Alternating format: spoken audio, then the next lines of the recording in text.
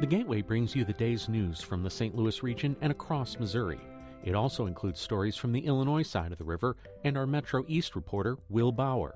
In Alton, in Belleville, in East St. Louis, in Edwardsville, in Cahokia Heights, at Scott Air Force Base, I'm Will Bauer. St. Louis Public Radio. Listen to reports from Will and all of our journalists weekdays on the Gateway, on the STLPR app, and wherever you get podcasts. Hello and welcome to the Politically Speaking podcast. I'm Chris McDaniel, a political reporter with St. Louis Public Radio, and I am joined by Jason Rosenbaum of the St. Louis Beacon. And Joe Manis of the St. Louis Beacon. And this is the Politically Speaking podcast where we are not starting off with talking about Todd Akin and Claire McCaskill. I know. It's going to be a little weird. It's a big leap for this. Yes, we're venturing into new territory, new substantive frontiers. territory. New frontiers. Well, this substantive Post-election. territory, let's talk a little bit about the state of the GOP in general. I mean, after the elections, the GOP did not perform well at all in statewide races. In Missouri, even though they did, we have to need to make that clear, they now have reached an historic level of representation in the state house. Exactly. They have 110. A veto-proof majority in both houses. Now, in the Senate, they lost a seat or two, but they're still a veto-proof majority. But still, the House. But this is kind of what's interesting. They did really well on the micro level, but then on the macro level, as far as statewide, they pretty much bombed. I mean, the only Republican left standing, other than Romney, who carried the state, although he didn't carry the country, was our friend Peter Kinder. Right, in the lieutenant governor's race. Right, and he did defeat Democrat Susan Monty, despite her cute ad. But arguably it was because she didn't really have enough money to do the ad. But and I've been working on a story about this. I talked to former Senator Dan Forth and political scientist Ken Warren about this. And I would be interested, Joe, on your take on this. How do you reconcile those two things of, you completely have all of the power in the state legislature, but you can't win statewide races? How does that happen? Well, I think part of it is the way they drew up the districts for the House and Senate. The party in power, which in this case was the Republicans, even though it was an independent group that drew them up, it really did end up being where on the neighborhood level where you've got a lot of like-minded communities in different districts. But on the state level, I mean, this brings up the classic division in Missouri where you have rural Missouri, which is one way, and you have urban Missouri, which is the other way, and then you have the suburbs, which tend to split the difference. And then you have, in this particular election, our infamous Todd Akin, Claire McCaskill contest, where McCaskill, I argue that she beat him by 15 percentage points, and she beat him in rural Missouri. And I don't think that it was a bunch of older, and I've said this before, older Republicans that were necessarily voting for her. I think she got a lot of women. I think she got some of the moderates, but I think mainly the women. So she brought in a lot of people who then helped her create this wave. And then when she hit urban area where she already would be doing well, it became this huge wave. And I think her victory and, to a lesser extent, Jay Nixon's reelection for governor, his 12-point lead, then that created this wave that I think helped the down-ballot people who may not have had as big a margin in rural Missouri, but most of them did okay, like Kander and Zweifel. They did okay in rural Missouri. They weren't leading. They were behind. But they weren't behind so much that when the wave from the urban areas came in, then it really helped them. And there was very strong urban turnout. And I think that was something that Republicans had not expected nationally or in Missouri. And in my talks with Dr. Warren, he was saying that the Republican Party has to moderate its views if it's going to win in statewide races. They can maintain control of the legislature, no problem. But in order for them to win in a statewide race, you have to cater to a larger, more diverse audience. Well, I think one of the things that they should consider, especially with the down ballot races, is looking, as I think I mentioned this last week, to looking some of these sitting state senators that didn't run this time. A lot of them are probably more on the moderate pragmatic scale that Professor Warren is talking about. And a lot of them have experience raising a lot of money because state Senate races are inherently more expensive than state House races. And in some cases, they kind of have that experience in running in a kind of strange or difficult type of campaign that a lot of House members don't have. Now, that doesn't mean that House members should be excluded. Someone like House Speaker Tim Jones, for example, being the Speaker of the House and being able to raise money and having that kind of pseudo-state profile, although I'm not sure he's a household name yet, I'm sure he could run statewide no problem if he wanted to in 2016. But someone like the people that I brought up last week, Eric Schmidt, Kurt Schaefer, David Pierce, Tom Dempsey, who's going to be the pro tem, are a number of other people that have that experience, have that kind of fundraising ability, and have that kind of pragmatic, moderate streak.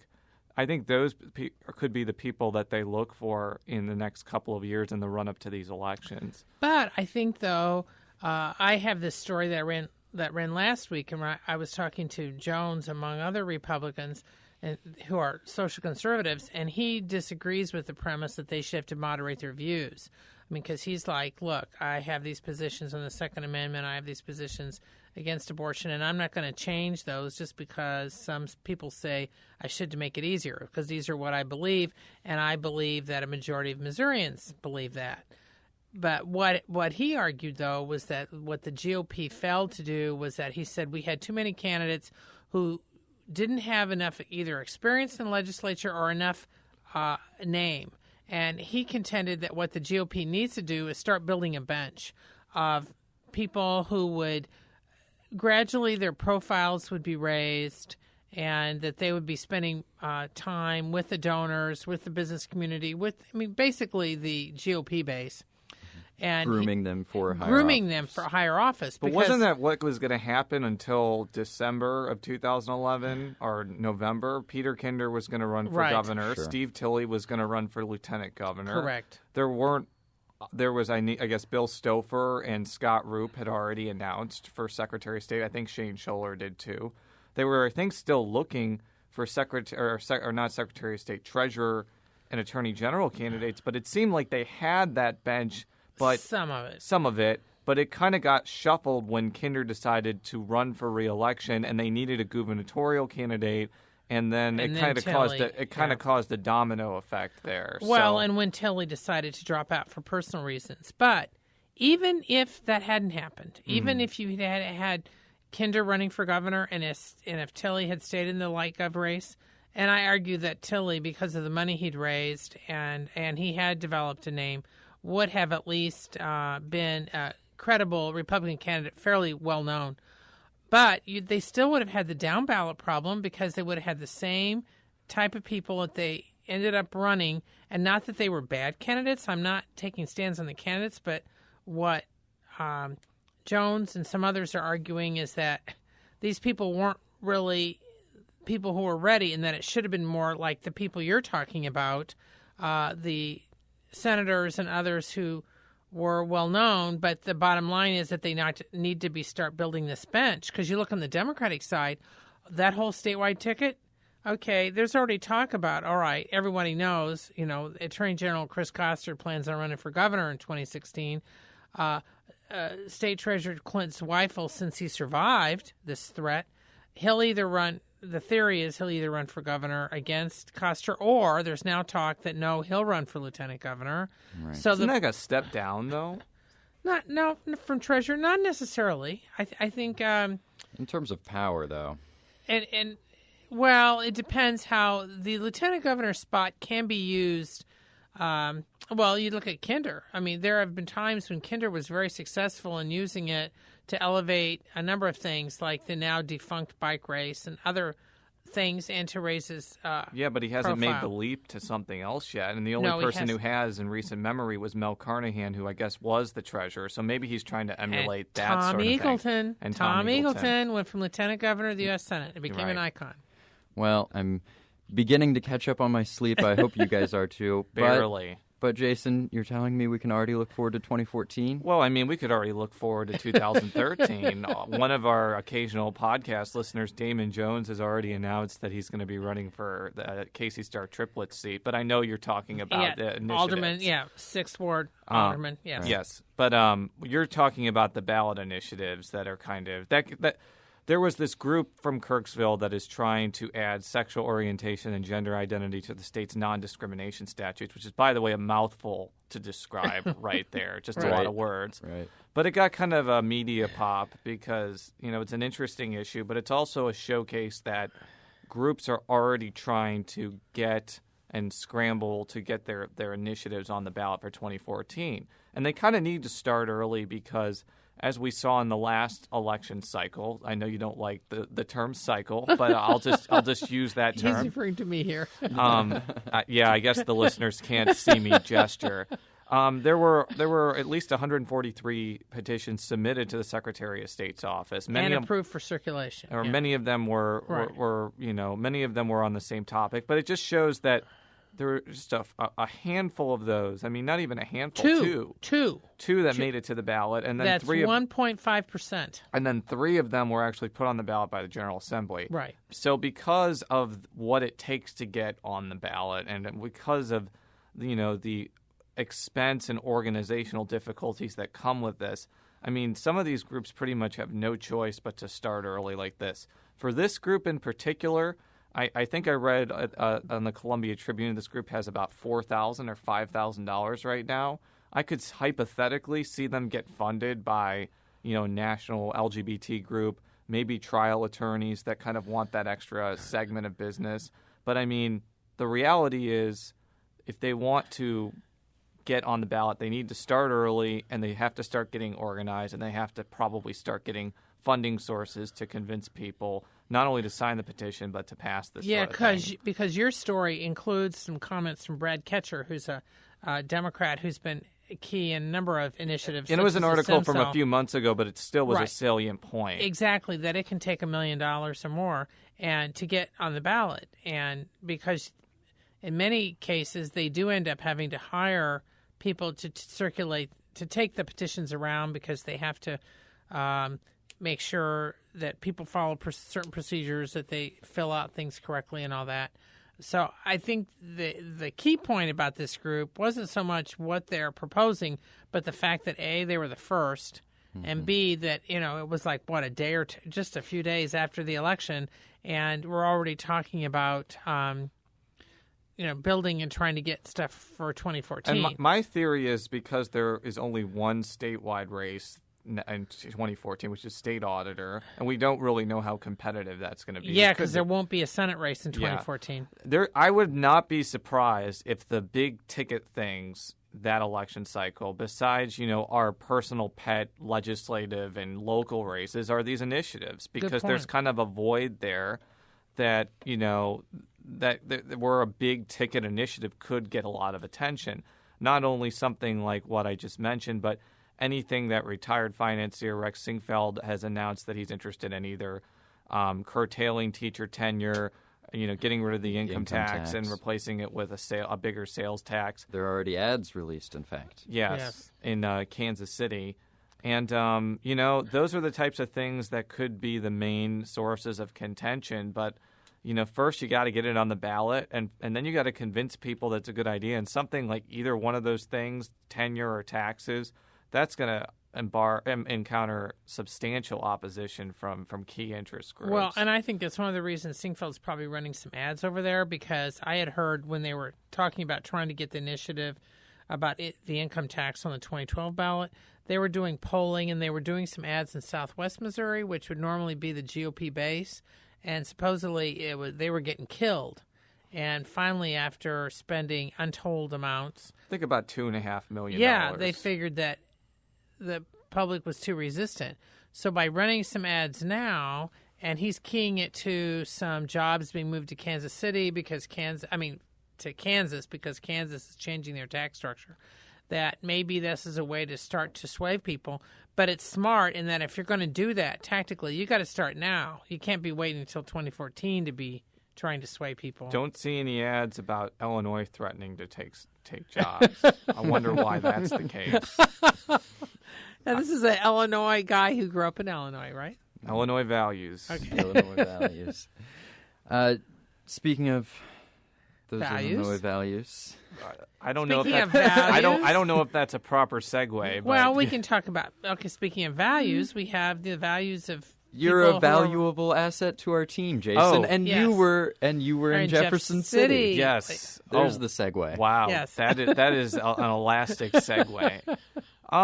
You know, I made a tweet yesterday about how the congressional elections were the most unsurprising elections in recent memory. in Missouri. Right. In Missouri. No, I meant congressionally yesterday, but I also can say that for Missouri right. too, because a lot of You them, mean leadership? yeah, the main leaders, Okay, the okay. big four, so to Right, speak. right. Okay. So that's Tim Jones, House Speaker, Tom Dempsey, pro tem, Both from the St. Louis area, by the way, Yes. which is notable. which is notable. Joey Justice in Kansas City and Jake Hummel, the minority leaders of the House and Senate, respectively. I mean, that was all kind of assumed for a couple of months because there was no real chance of the legislature changing hands, and I think they had basically decided ahead of time. There was one surprise in the sense that Ron Richard, the former Speaker of the House, was elected as majority leader. Sorry, In the Senate, in the because he's Senate. now in the Senate. I didn't mean to impugn his majority status right there. And it had been assumed that Mike Parson of Bolivar was actually going to take that role. But, you know, the Post-Dispatch this week noted that there might have been some people that were wary of his connection with Tilly. Well, you and I both heard Yeah. unsubstantiated stuff about that. Yeah, and I've heard similar things to that. I haven't heard anything on the record about that. But still, it was kind of a surprise in the sense that I kind of always assumed Richard would somehow become a member of leadership eventually because he In the Senate, yeah, he came into the Senate with a lot of allies. If you noticed in 2010, he ran unopposed and he donated some money to some people who ended up winning. You know, people like Brian Nieves and Schaaf, and some people who were unsuccessful, like Brian Pratt in Kansas City. He also gave money to Parson, but obviously Parson's not going to be voting for him in that instance. I mean, I don't know what the vote ended up being, but, you know, Richard is already kind of accustomed to this high-pressure, high-profile role since he was House Speaker. I think it's possible, though not a certainty, that he may be able to use this as a springboard to be pro tem in 4 years or so, though that's, again, not a certainty. Kevin Engler was majority leader, and he was not elected pro tem over the last 2 years. But it would be notable if he did become, I would say, one of the first people to be House Speaker and pro tem. I don't know if that's ever happened before, but it certainly shows that, you know, just he wasn't really out of leadership for long. And Tom Dempsey, who's the pro tem, he was a member of leadership in the House back in the mid-2000s as House Majority Leader. He became Senate Majority Leader. And I think a lot of these people who are accustomed to these leadership roles in the House and the Senate, or especially in the House that come over to the Senate, I think it's not surprising that they eventually rise in that level. Well, it shows also the turmoil that's created because of term limits. You know, how, I mean, the chairs have to keep, the chairs are continue to be, who's sitting in them change because they have to. But there's one constant in Jeff City right now. The other person that's used to pressure, which is Governor Jay Nixon, the top Democrat. And Jason was at the news conference on Thursday, and basically it's sort of fuel. I mean, one of the angles of it, aside from other stuff he talked There about. was a lot of things. There was about health insurance exchanges, about restructuring government, Margaret Donnelly leaving. But the key thing. But there were but Eli Yoakley of Politico and Missouri News Horizon and Virginia Young of the Post-Dispatch asked Nixon whether he was going to run for something in 2006. The questions were basically as such. Which the Beacon, frankly, we have mentioned numerous times over the last and I'm 6 sure, months that the governor and I'm is sure, on the short list. Yeah. So, I mean, he kind of demurred a little bit. And I think that, you know, there's some people who, like Bill McClellan and Mike McMillan, I was about to say the collector, but he's the license collector. Yes. He said at a public event that Nixon would make a very excellent president of the United States. So there is that speculation, but I think the other speculation is he might run for the U.S. Senate for the third time. Against Roy Blunt, because Roy Blunt would be up for re-election in 2016, the Republican who won in 2010 by a huge margin over Robin Carnahan. Now, there had been some theories that this was one of the reasons the Republicans had tried and failed to get a decent candidate to run against Nixon this time. And it's the same reason they tried to oust Koster as well. Because they wanted, yeah, right, exactly, because they knew, well, they suspected, nip it in the bud. Now, there are some, though, who say that, well, the governor, while he is a high-profile Democrat, they're not sure that he really would be necessarily looking at president. You're going to have a lot of you're going to have a lot of East Coast Democrats looking. But on the other hand, I'm sure people thought about that 20 years ago when this lesser-known governor from Arkansas decided to run. Yeah, but here's the difference there. In 1988, Bill Clinton already had a pseudo-national profile by being in the leadership of a lot of these Democratic entities and being the keynote speaker. Was he the keynote speaker in 1988, no, or was he the nominating speaker? Yeah, but he almost killed it because he had a very long speech, which now people love to hear, but 24 years ago, they did not. But Nixon hasn't really done a lot of that. He's kind of just been kind of a Missouri-centric political figure, and I think if he wants to run for president, hypothetically, he's going to have to stretch out a little bit. But if he wanted to run for the U.S. Senate, I mean, there's not really a whole lot else he has to do because he's already a known commodity here. He's already run twice for the U.S. Senate and run statewide a bunch of times. And as I said last week, I know that sometimes we needle the governor a lot, but I think he has some formidable assets as a U.S. Senate candidate. But that being said, Roy Blunt has some formidable assets as an incumbent. He has a pretty stout political organization. He, too, has run, I think, 4 or 5 times statewide. I may be missing that a couple there, but he has that experience that Nixon has.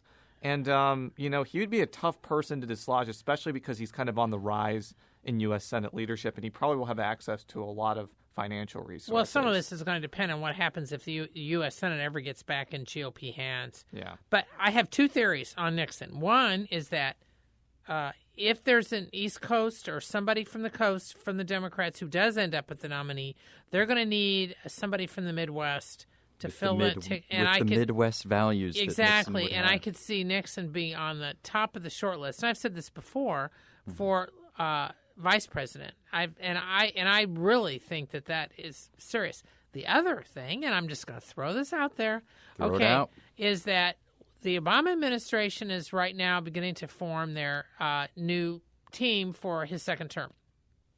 There already are rumors circulating. I don't know how serious they are. That some may be looking at Senator Claire McCaskill possibly for Attorney General. If not now, a couple years from now. Maybe if Holder decides to step down in 2 years, the current Attorney General. This is just theory. But then the theory is, if she is agreed to take that, under Missouri law, the Senate seat would be filled by appointment from the governor until the next general election, which would be, if it was done now, it'd be 2014. If it's not, if this happened after 2014, it'd be 2016.